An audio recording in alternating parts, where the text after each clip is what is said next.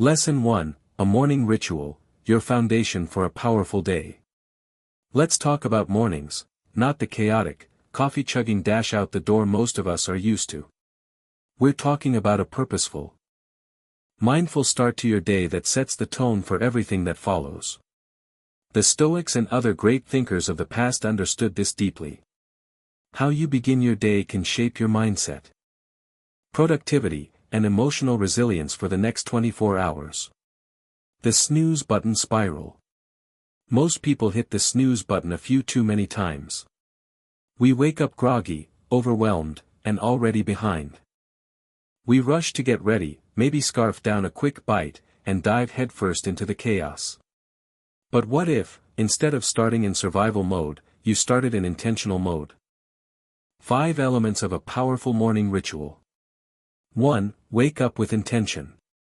Instead of smashing the snooze, try waking up at the same time each day, including weekends.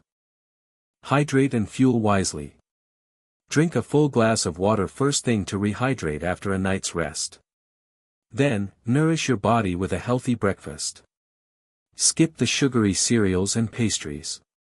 Instead, go for something balanced: protein, healthy fats, and complex carbs to keep your energy steady through the morning. 3. Move your body. Physical movement wakes up both body and mind. You don't need a full workout, just 10 to 20 minutes of yoga, stretching, or walking can do wonders. The key is consistency, not intensity. 4. Stimulate your mind. Take some quiet time to read, journal, to think, to enjoy, to love. 5. Set your course. Spend a few minutes reviewing your calendar, prioritizing tasks, and identifying what truly matters today. This prevents overwhelm and gives you a sense of control right from the start. Real-world applications. The Mindful CEO. Many top executives begin their day with meditation or journaling, not emails. This gives them clarity before the chaos of meetings and decisions begins. The creative's morning pages. Writers and artists often use morning pages, free writing for 3 pages without editing, to dump mental noise and tap into creative flow. The bottom line. A morning ritual isn't about adding more to your to-do list. It's about carving out sacred time for yourself before the world starts demanding your energy. It's your anchor, your moment of calm, strength, and alignment. Experiment, refine, and make it yours. Because as they say, win the morning, win the day. Lesson 2. The Day in Review, Your Daily Mental Detox. Let's shift from the start of the day to the end. Most of us collapse into bed at night, exhausted from the non-stop buzz of modern life. The Stoics believed that daily self-reflection was essential to a meaningful life. It wasn't about perfection. It was about progress. The modern-day hamster wheel. We wake up, rush through breakfast, power through work, maybe hit the gym or scroll social media, then crash into bed, only to repeat it all tomorrow. As Seneca put it, the unexamined life is not worth living. For the Stoics, reviewing the day wasn't about shame or regret, it was a tool for personal growth, wisdom, and virtue. What moments made you smile? What did you accomplish, big or small? What are you grateful for? Gratitude rewires your brain to look for the good, which builds optimism and mental resilience. 2. Don't beat yourself up, just look for the lesson. As Confucius said, our greatest glory is not in never falling, but in rising every time we fall. 3. The course correction. Based on what you've learned, what small adjustments can you make tomorrow? Maybe it's handling stress differently, prioritizing rest, or reaching out to someone you've been neglecting. Small course corrections add up to big changes over time. The Grateful Parent. Parents often use bedtime as a quiet time to reflect with their children. Sharing what they're thankful for and talking through challenges helps the entire family grow together and end the day on a positive note. The bottom line. A day in review isn't about perfection or nitpicking. It's about awareness. It's a gentle check-in, a moment to slow down, learn from your experiences, and reset for tomorrow. But reflection helps you change with purpose. So tonight, before you drift off to sleep, take 5 minutes to look inward. Ask yourself, what did I do well? What can I improve? The truth about money, it ain't what you think. Let's have a real conversation, just you and me, about money. Not about budgets, stocks, or crypto. We're going deeper than that. We're talking about what money means in our lives, what it can and can't do, and how our relationship with it shapes our happiness and well-being. We live in a world that worships wealth. Bigger homes, flashier cars, higher salaries, it's all framed as the path to fulfillment. But is it really? The golden handcuffs. From an early age, we're told that success equals money. More money equals more happiness, freedom, and worth. But this belief can trap us in an endless loop. We chase more, and even when we get it, it's never enough. That's not freedom. That's a prison. As Epicurus once said, wealth consists not in having great possessions, but in having few wants. It's not about what's in your bank account, it's about your mindset. The hedonic treadmill. Ever gotten a raise or a bonus and felt ecstatic, for a few days? That's the hedonic treadmill at work. We quickly adapt to new levels of income or comfort and then want more. The thrill fades, and the baseline returns. So we keep chasing the next thing.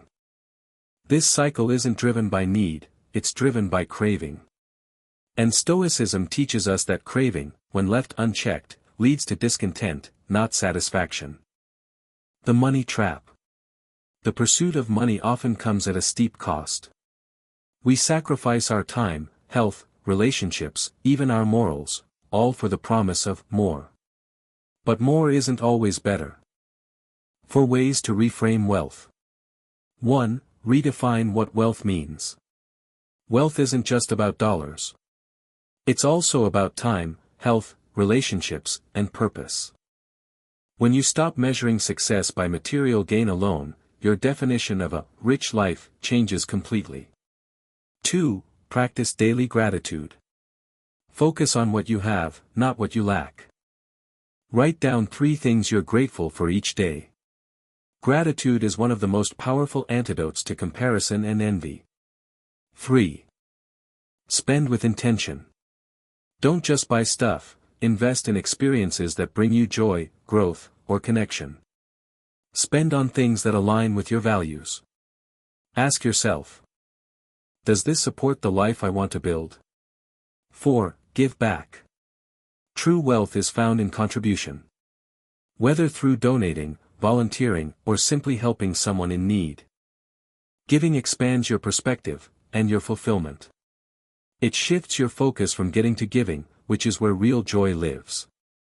They've learned that meaning and happiness don't come from status symbols, they come from contribution and clarity. The charitable billionaire. People like Bill Gates and Warren Buffett have pledged to give away most of their fortunes. They understand that wealth is a tool, not a trophy. And experiences often report higher satisfaction than those who prioritize material gain. The bottom line. Money is a tool. Not your identity. Not your purpose. And definitely not your source of lasting happiness. Used wisely, it can support a life of meaning. But if you let it run the show, it'll take more than it gives. So, ask yourself. Are you chasing money, or are you using it to build a life you truly value? Remember the words of Henry David Thoreau, wealth is the ability to fully experience life. Choose wisely. Lesson 4. Push for deep understanding, dive deeper than the surface. Let's be honest, we're drowning in information these days. News headlines, TikToks, sound bites, hot takes. But how much of it actually sticks? How much do we truly understand? The truth is, we live in an age of shallow knowledge. Everyone has an opinion. But few take the time to think critically or dig deeper. That's why cultivating deep understanding isn't just helpful, it's essential. The surface level problem. We scroll through content without processing it. We repeat catchy phrases without knowing what they really mean. We debate without context and jump to conclusions based on half-truths. But depth matters. As Socrates famously said, "I know that I know nothing." And that's the mindset we need today more than ever. The power of going deep. Pushing for deep understanding means refusing to settle for surface answers. It's about asking why and how, instead of just what.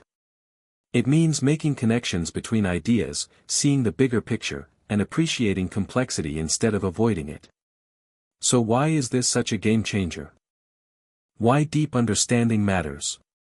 1. It builds critical thinking. When you seek deeper understanding, you learn how to analyze ideas, evaluate sources, and draw your own conclusions. That's vital in a world filled with misinformation, marketing spin, and social media echo chambers. 2. It fosters empathy and compassion. Going beyond the surface helps you understand people. It sparks creativity and innovation. The best ideas often come from deep, layered understanding, not surface trends. When you truly understand a problem. Real-world examples. The investigative journalist. Real journalists don't just repeat press releases. They dig, cross-check, and expose truths hidden beneath the surface. They push for clarity. Even when it's uncomfortable, especially when it's uncomfortable. The scientist. Scientists don't accept answers at face value. They test, analyze, and experiment. Their breakthroughs come from relentless curiosity and a refusal to be satisfied with easy explanations. The lifelong learner. These are the people who are always reading, asking questions, and growing. They attend lectures, challenge their own beliefs, and surround themselves with diverse thinkers. For them, learning isn't a goal, it's a lifestyle. How to build deeper understanding. 1. Ask more questions. Even simple ones. Why is that true? How does that work? Don't be afraid to look dumb. Curiosity is a strength, not a weakness. 2. Challenge your assumptions. We all have blind spots. The key is being willing to question your own beliefs, biases, and sources of information. 3. Connect the dots. Look for relationships between ideas. Ask yourself how concepts influence each other. This helps build a deeper, more holistic view of the world. 5. Be patient. Deep understanding takes time. It's not about memorizing facts, it's about digesting them. Don't rush the process. The bottom line. You don't have to be a philosopher or professor to go deep. You just need a willingness to slow down, think clearly, and ask better questions.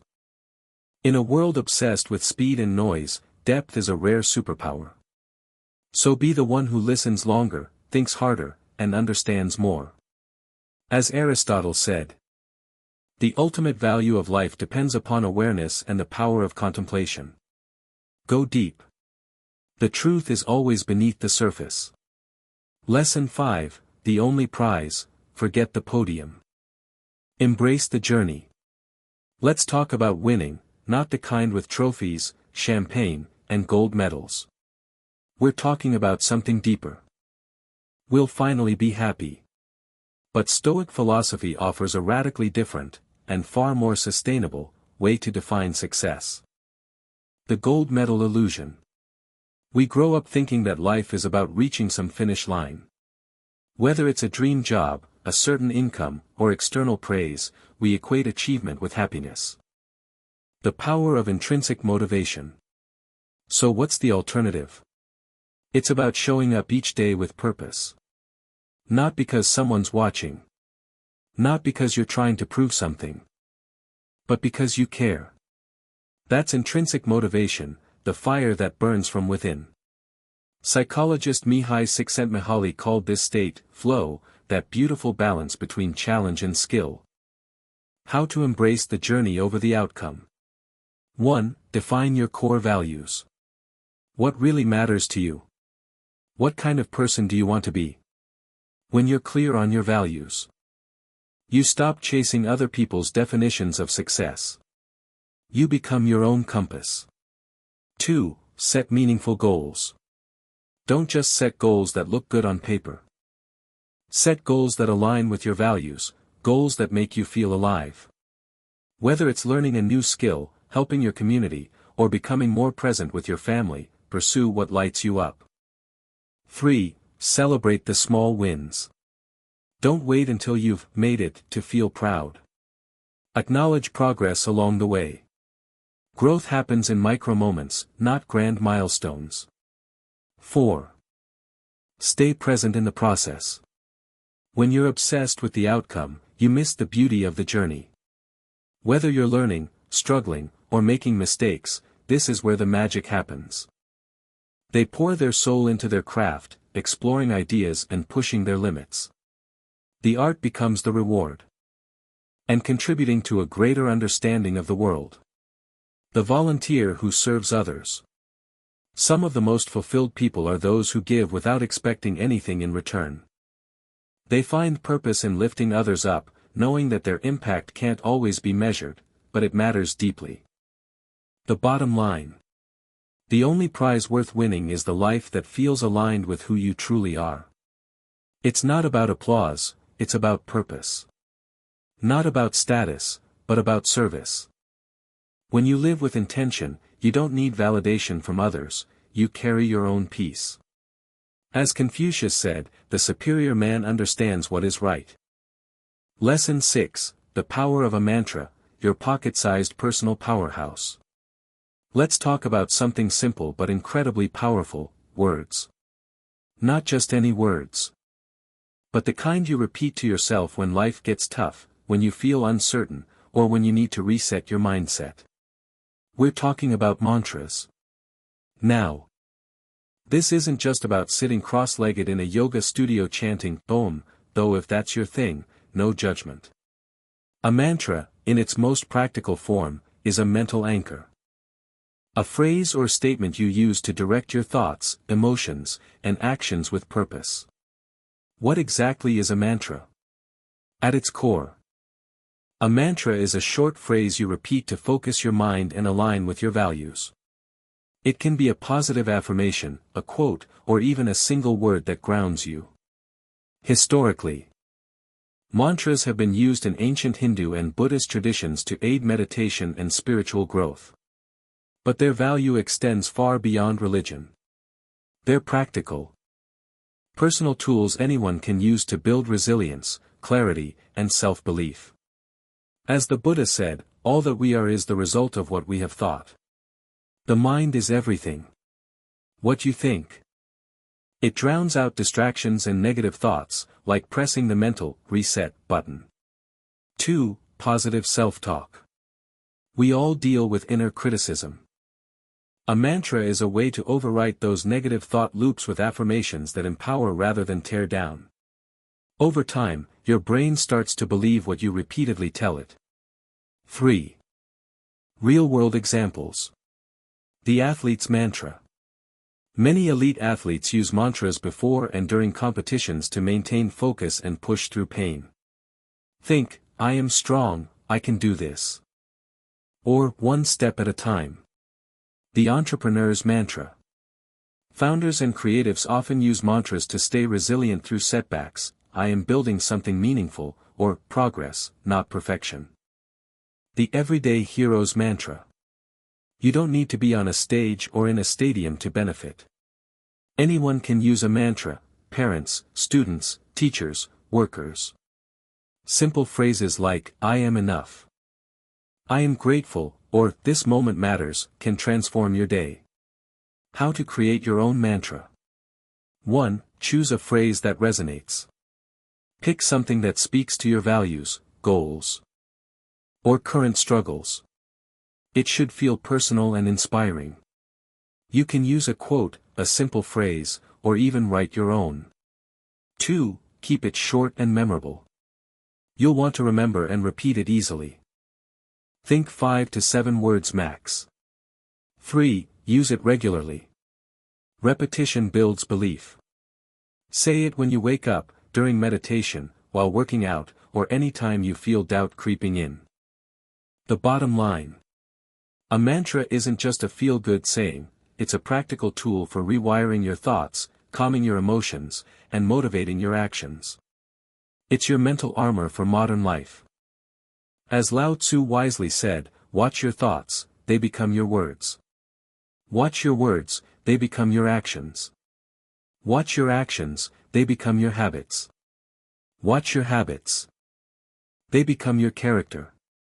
Watch your character, it becomes your destiny. So ask yourself, what words do you want shaping your destiny? Find your phrase. Repeat it often. Live by it. Lesson 7.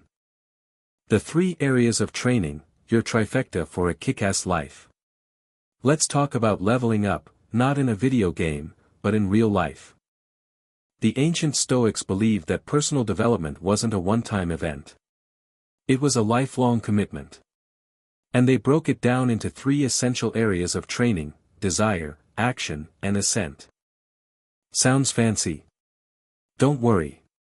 These aren't abstract theories, they're practical, powerful ways to build resilience, wisdom, and peace of mind. We're bombarded with messages telling us to want more stuff, more attention, more status. But the Stoics taught that much of our suffering comes not from what happens to us, but from wanting what we don't need. As Epictetus put it, it's not things that disturb us, but our judgments about things. Training your desire means identifying what actually matters to you, and letting go of what doesn't. It's learning to say no to distractions, temptations.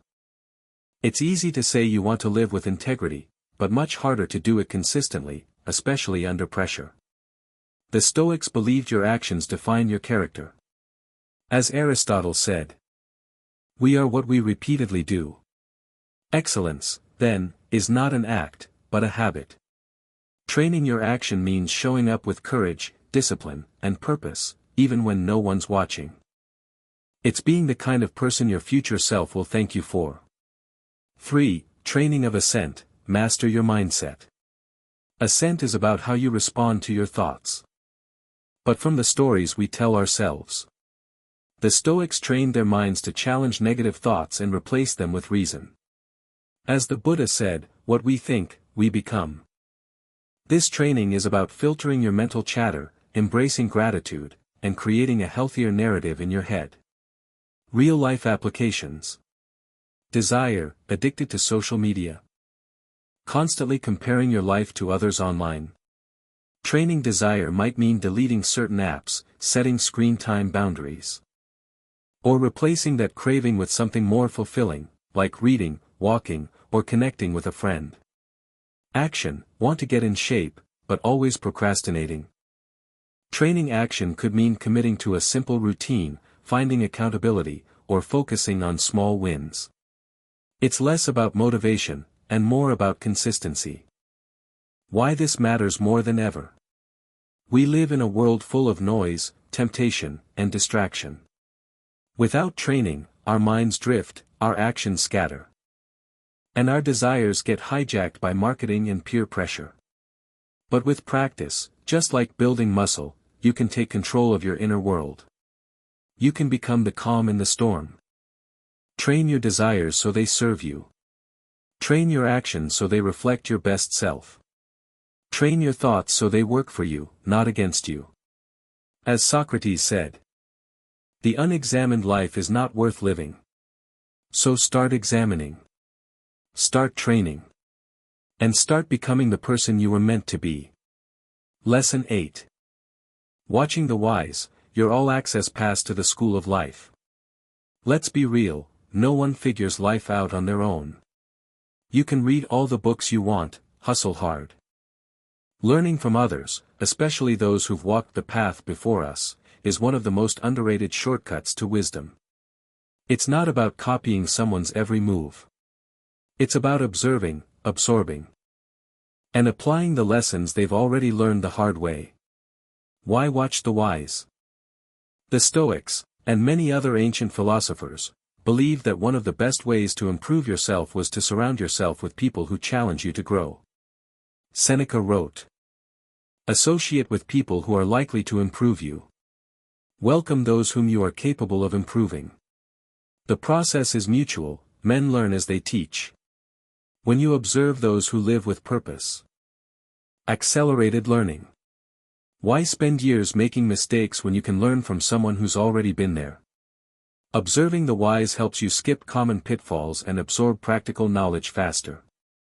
Think of it as a life hack: someone else paid the tuition, and you get the lesson for free. 2. Expanded perspective. We all have blind spots, ways of thinking shaped by our upbringing, culture, or comfort zone. But when you learn from people with different experiences and insights, your worldview widens. You start connecting dots you didn't even know existed. 3. Motivation and inspiration. Watching someone thrive, especially if they came from similar struggles, can light a fire in you. Their story becomes proof that growth is possible. Their habits become models. Their wins remind you what's possible when you show up consistently. These relationships often change the course of entire careers. The inspired artist. Painters, writers, musicians, almost all of them study the work of those who came before. They draw inspiration, borrow techniques, and build on existing ideas while finding their own voice. The everyday role model. Sometimes, the wisest people aren't famous.